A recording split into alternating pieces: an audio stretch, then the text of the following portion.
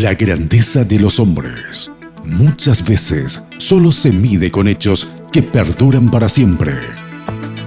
Sin embargo, hay hombres y mujeres que desde el anonimato cada día hacen grandes proezas, que también merecen ser valoradas.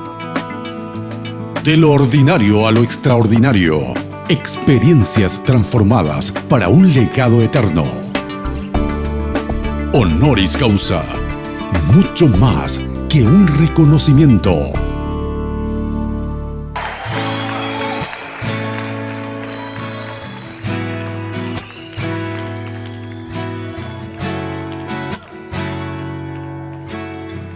Mis amigos, es un placer iniciar nuevamente nuestro encuentro en el día de hoy aquí con el pastor Santiago Maldonado. Pero antes, bienvenido, bienvenida a Honoris Causa a través de Red Guaraní, el canal de la familia. Hemos conocido en la primera entrega el llamado, el servicio, la vocación pastoral desplegada por parte del pastor Santiago Maldonado. Ahora vamos a conocer más íntimamente a él para saber un poco cómo está conformada su familia, de qué manera también la familia ha acompañado todo este proceso de llamamiento, de servicio en la iglesia a través del pastorado. Bueno, una alegría otra vez estar con toda la teleaudiencia en tu programa, Darío. Realmente con mucho cariño lo digo.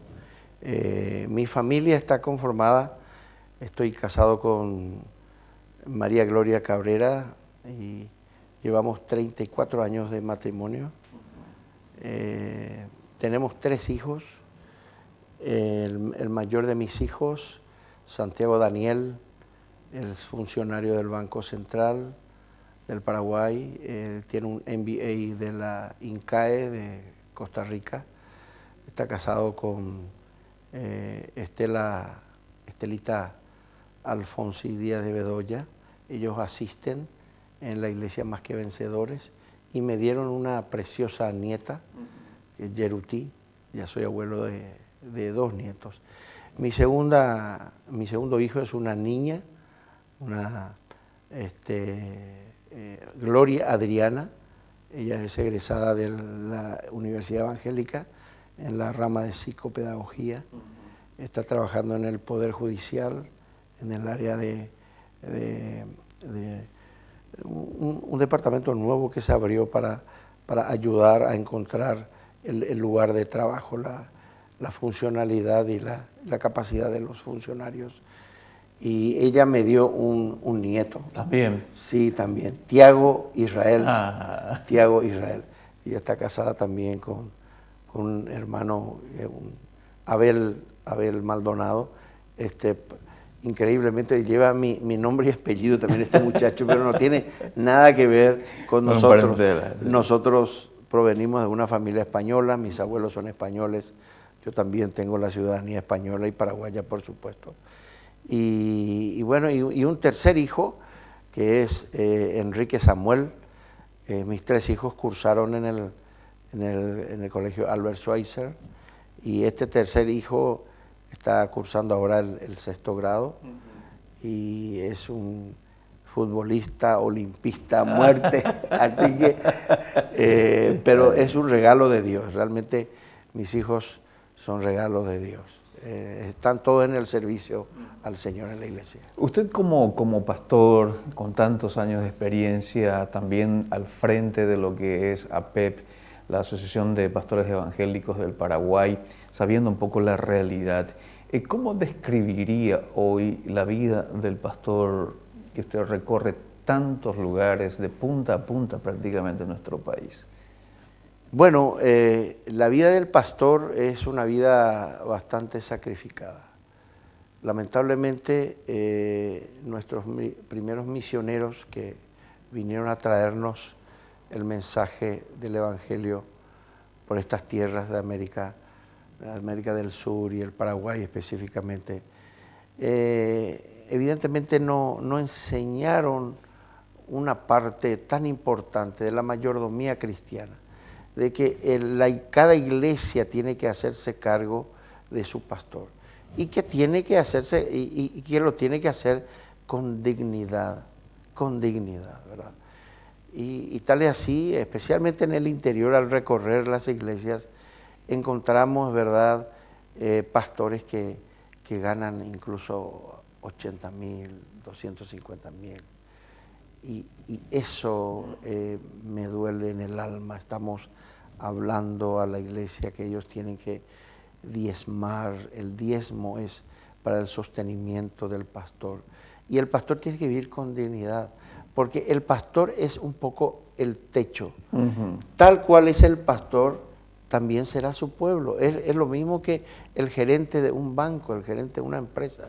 Si su gerente es un pordiosero, todo lo que va a hacer, lo que viene detrás también va a ser. Entonces, lamentablemente yo digo que nuestros misioneros que vinieron de Escocia, de Inglaterra, de Estados Unidos, de Suecia, ellos venían ya con un estatus de vida de esas iglesias que realmente eran iglesias prósperas. Entonces, pero lamentablemente no enseñaron acá al pueblo, a sus feligreses, que ellos tenían que hacerse cargo del pastor nacional, ¿verdad?, del pastor local. Y ese es un poquito mi mensaje para la iglesia, ¿verdad?, para los feligreses, que ellos tenemos que hacernos cargo de nuestro pastor. Hoy por hoy, diría un 70% del pastorado nacional, 75%, está sufriendo mucho. La mayoría son bivocacionales porque como no le alcanza lo que la iglesia le da, tiene que salir a trabajar. Entonces, ¿cómo va a atender bien la iglesia? ¿Cómo va a visitar? ¿Cómo va a estar en oración buscando al Señor, leyendo su palabra? ¿Cómo va a sacar los mensajes para dar alimento al rebaño, ¿verdad?, si tiene que estar trabajando secularmente? En estos años de experiencia pastoral, de servicio también a la iglesia, ¿qué, a nivel personal digo, qué es lo que más le conmueve a un pastor? ¿Qué es lo que más te ha conmovido a vos? ¿Y qué es lo que produce a veces también un poco esa ira o ese enojo en la vida de un pastor? Bueno, a mí me ha conmovido, como decís, Darío, y hasta hoy me mueven las entrañas cuando salgo en misiones para abrir obras en el interior de la República. Estuvimos recorriendo toda la parte norte, que es la parte más necesitada de nuestro país. Y ahí se cumple exactamente lo que dice Jesús cuando vienen los discípulos de Juan el Bautista y le preguntan, ya Juan estaba en la cárcel, y le preguntan sus discípulos a Jesús, ¿eres tú el que habías de venir o debemos esperar a otro? Y le dice Jesús, vayan y díganle que los ciegos ven, los cojos andan. Y hay una tercera frase que él dice, y a los pobres es anunciado el Evangelio. Cuando nos vamos con atenciones médicas, odontológicas, por los distintos lugares muy carenciados de nuestro país, es increíble. Yo siento una presencia de Dios tremenda que cae allí. Hacemos la ronda, las ancianitas, las madres con todas deformadas, jovencitas, pero ya con 5, 6, 7 hijos, todas deformadas, sin dientes, desnutridas, y uno invoca la presencia de Dios y yo me emociono mucho, ¿verdad?, porque yo vivo esto, yo encarno. La semana pasada estuve en toda la zona de Quequeón, Buyapel, pero te digo, Darío, uno invoca la presencia de Dios y ahí Dios se hace presente. Eso es lo que más me conmueve. Tenemos que ir a un corte. Cuando volvamos vamos a conocer más el corazón pastoral de Santiago Maldonado.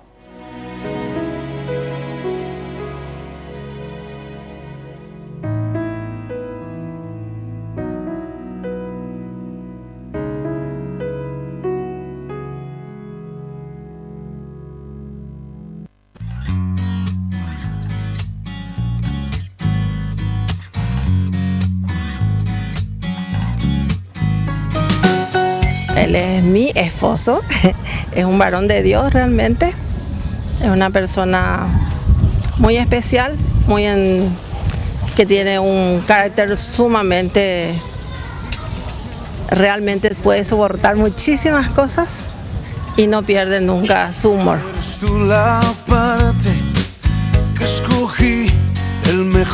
Y como papá, un hombre responsable, que ama a sus hijos, muy proveedor en todo lo que ellos necesitan. Y aunque está muy poco tiempo, siempre está pendiente de ellos y en los momentos más claves de la vida de ellos siempre procura estar. Como padre es una persona muy comprensiva, una persona que está ahí cuando necesitas. Si bien por el tema del ministerio no es que tuvo todo el tiempo del mundo para estar con nosotros, pero en los momentos clave, en los momentos más importantes, él estuvo y está ahora con nosotros. Es una persona súper cariñosa, amorosa. Él realmente, yo me llevo demasiado bien con él y tenemos una relación muy cercana. Nosotros somos muy compinches, como se dice, ¿verdad? Los dos tenemos un carácter muy parecido, somos de reírnos mucho, hacer muchos chistes y siempre estamos, en constante hinchándonos, haciendo juegos, cosas así, ¿verdad? Nos llevamos muy bien, yo le puedo contar mis cosas, confío mucho en él, ¿verdad? Y realmente lo divertido que es, da gusto el poco tiempo que tenemos cuando él está en casa, da gusto hablar con él, principalmente hablamos sobre la adolescencia, esta etapa de varios cambios. Y cuando está, algunos días, si tenemos tiempo, jugamos fútbol. Y leemos a la noche la Biblia y todo eso. La verdad que le admiro mucho, yo le veo a una persona, veo como una inspiración para mí, realmente. Porque lo que predica, él vive eso, no es que solamente es de boca para afuera, sino que es una persona íntegra. Y eso me consta, ¿verdad? Pues viví con él todos estos años y yo sé que lo que él dice, él hace. No es doble filo, no es una persona hipócrita, es real, así tal cual, uno le ve tal cual, es lo que él dice, eso es él es. En mi oscuridad vi tu amanecer. En primer lugar, un amigo con mayúscula. En segundo lugar, un compañero de muchas idas y venidas ya también. Lo conocí como joven estudiante, fuimos un mes compañeros del Colegio Experimental de México y luego él me diría, ¿por qué saliste? Y le dije, porque vos no me hacías caso. Me mudé al Colegio de Panamá. De ahí correrían tiempo, amigos y compañeros en la Asamblea de Dios. Bueno, un día le tocaron el bolero Vete, creo que él ya menciona eso. Allá por los años 75 fueron eso. Y yo siempre he dicho que no hice mérito para que también a mí me echen, así que sigo acá. Santiago Maldonado es un hombre temperamental. A veces me toca a mí decirle, el freno se inventó también para frenar. Pero es temperamental en su querer hacer, Nunca olvidaré una noche 24 de diciembre. Le llamo como a las 10:30, 11 de la noche, para saludarle porque después los teléfonos se llenan, cuando eso no había ni celular, o había muy poco. Había ya celular. Y le llamo y le digo, Santiago, ¿estás preparando la cena? No, me dice, estoy visitando a los miembros de la iglesia, llevándole el pan dulce de Navidad. Nunca me olvido de eso. Volví a nacer. Su tenacidad, su entrega y realmente su esfuerzo también, y que procura cumplir con la gente, realmente con el tiempo de Dios para Paraguay en este tiempo. Él procura realmente estar a la altura de los desafíos porque entiende que es un tiempo muy especial de Dios para la iglesia y para lo que Dios le mandó a hacer a él. Llenado todo lo que soy, eres bueno, la verdad que yo nací ya en un periodo de tiempo donde ellos ya tenían algo establecido, ¿verdad? Bueno, y a partir de ahí hasta lo que es hoy, yo realmente me sentí muy cómoda con ellos, dentro de la familia, siendo la hija del pastor.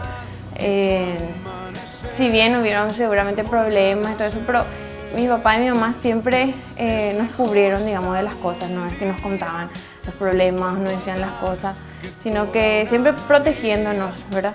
Y realmente pudimos vivir, yo personalmente viví un ambiente familiar y pastoral muy, muy bueno, muy alegre. A mí me encanta trabajar en la iglesia, me encanta trabajar en la iglesia donde él pastorea y bueno, amo el servicio. Yo creo que eso viene de lo que yo viví y lo que experimenté con ellos como pastores, ¿verdad? Realmente el servicio al Señor tiene altos y bajos, ¿verdad? Hay momentos de muchas victorias, de muchas luchas, por supuesto. Para que llegue la victoria primero está la lucha. También hay momentos difíciles porque en la obra, por más que estés en la obra, también está la familia y hay muchas cosas que equilibrar. Hay momentos de hacer ajustes y ha sido un tiempo donde realmente podemos decir que Dios ha sido fiel con nosotros, como pareja, como familia y en el ministerio también. Dios ha sido fiel.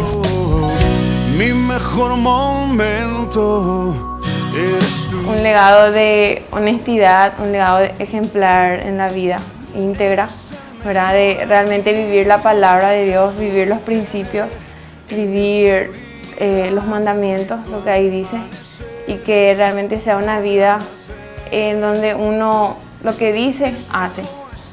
Y no solamente, bueno, yo digo, vos tenés que hacer, y yo no, o sea, ser ejemplo en todo.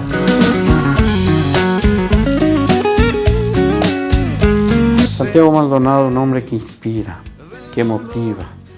Es un hombre que hace la obra del Señor. Tengo la bendición de viajar con él. No tanto como otros años, pero ahora hicimos 3 viajes seguidos. Santiago Maldonado es amigo de mi familia. Santiago Maldonado es el único pastor que puede abrazar 2 veces a mi esposa. Somos de la familia. Santiago Maldonado es un hombre de Dios que entiendo y lo creo que todavía está puesto por Dios para esta hora.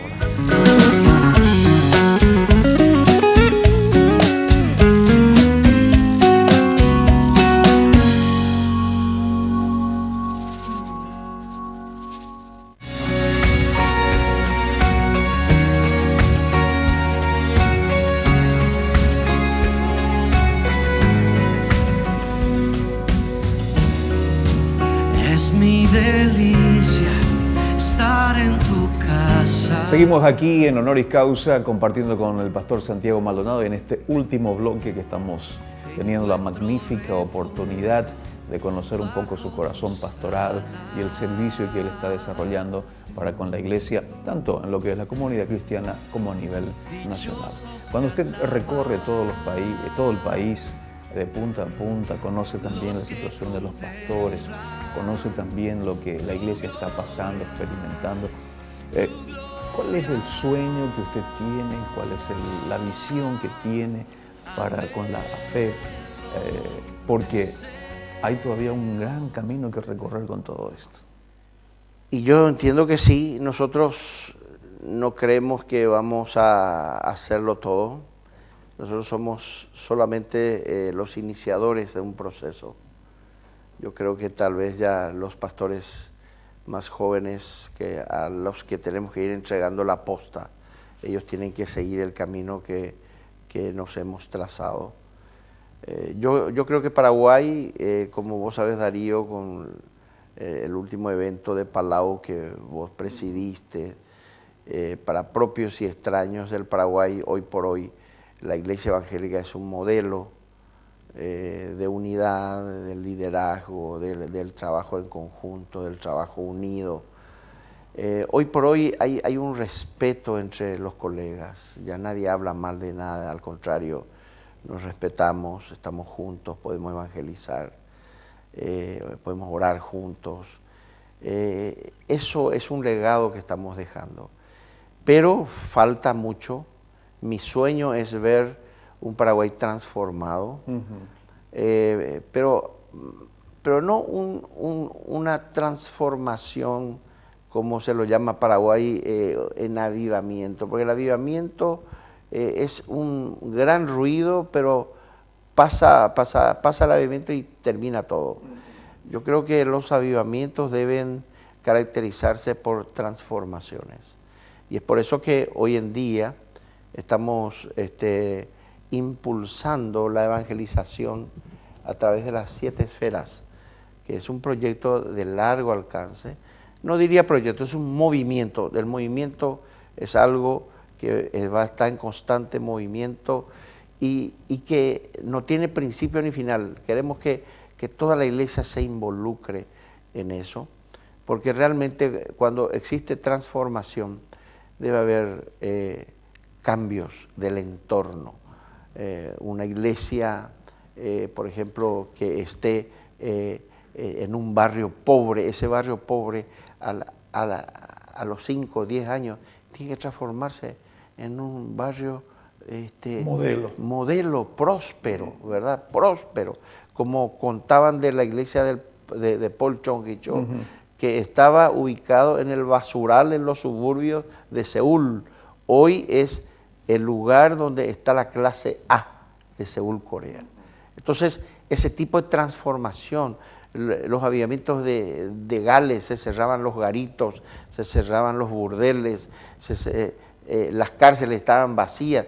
Ese es el tipo de avivamiento que sueño para nuestro país. Así que no es solamente el grito, las grandes reuniones, las grandes masas, el caernos, el no caernos, el llorar, no llorar. Eso es totalmente secundario y ¿por qué no decirlo? Es un aditivo más, porque también somos personas con emociones y nos emocionamos, ¿verdad?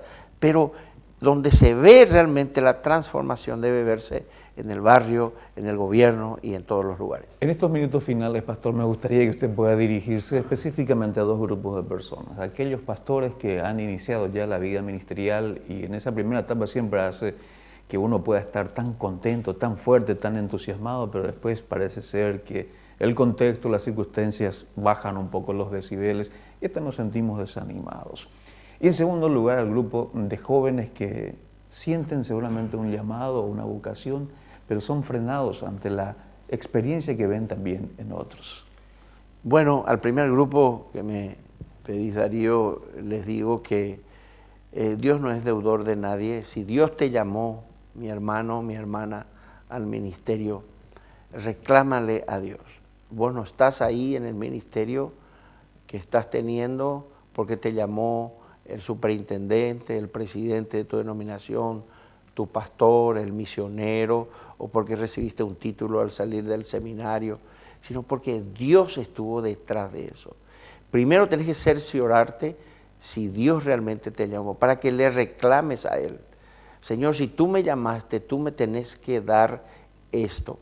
Y recordás, el pastor tiene 4 funciones, básicamente. Alimentar al rebaño a pastos verdes, llevarle a aguas deleitosas, cuidar de los lobos en la noche y disciplinar, o sea que aquella ovejita, las ovejas no pueden vivir solas. Las ovejas que se descarría sin falta muere. Las ovejas están para seguir el rebaño y unirse todas juntas. El pastor, cuando ve que una oveja está media rebelde, le rompe a propósito, le quiebra su piernita, le pone una taravilla, le alza en sus manos. Esa oveja nunca más abandona el redil. Esa es tu función, hermano. Intimidad con Dios, intimidad con Dios. Estudia la palabra, ese es el manual, esa es nuestra herramienta. Y si estudias la palabra es la que da el crecimiento a la iglesia. No son los dones. Yo te animo a que tengas dones, pero recuerda, a través de dones, a través de señales, yo anhelo que toda iglesia tenga dones y señales, pero recuerda, el crecimiento de la iglesia, la madurez de la iglesia, lo va a dar solamente la palabra de Dios. Eso es muy importante, porque muchos vivimos engañados, porque el Señor nos da dones queremos edificar la iglesia a través de los dones. Estamos equivocados. Lo único que edifica la iglesia es la palabra y la exposición de la palabra. Sé un buen expositor de la palabra, un buen maestro de la palabra. Para eso tenés que estar en intimidad con Dios y tenés que estudiar la palabra. Y para los otros, para los que están en los seminarios, para los que sintieron llamados del Señor, pedirle a Dios que Él te dé específicamente un ministerio. Tenemos que recordar que los 5 ministerios están en vigencia hoy y que Dios te aclare a qué te llamó el Señor. Lamentablemente muchas de las iglesias hoy están dirigidas por evangelistas. Los evangelistas no son pastores. Enseguida, si vos sos evangelista y estás al frente de una obra, vas a tener problemas. El pastor es el papá, es la figura del padre que une, que junta a sus hijos y que reconcilia a todos ellos. Pídele al Señor claridad para qué función Dios te está preparando. Y Dios te va a capacitar, te va a respaldar. Te llamó ya, por eso estás estudiando. No estás ahí porque se te antojó, sino porque hay algo en tu corazón que te llamó. Y Dios va a estar contigo. Dios te va a respaldar. Dios te bendiga. Muy bien, muchísimas gracias por compartir con nosotros estos minutos tan especiales en estos 2 programas, Pastor Santiago. Tenemos que cerrar nuestro capítulo, otra vida más que ha resultado en inspiración y en bendición, aquí en Honoris Causa. Por estar contigo te busco, hoy ruego permanecer toda mi vida.